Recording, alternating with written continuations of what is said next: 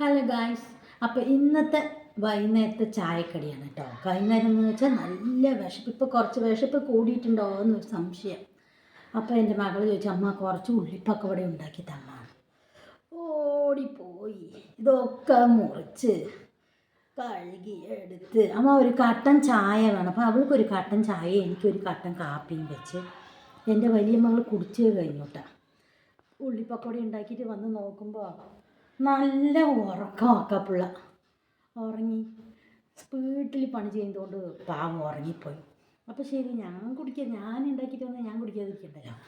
അപ്പോൾ ഇന്നത്തെ ചായക്കടി നല്ല ഉള്ളിപ്പക്കവടയും കൊതി തന്നെയൊക്കെ കഴിച്ചോട്ടോ. ഇതിന് നല്ല കട്ടൻ ചായയാണ് ടേസ്റ്റ്, കട്ടൻ കാപ്പി.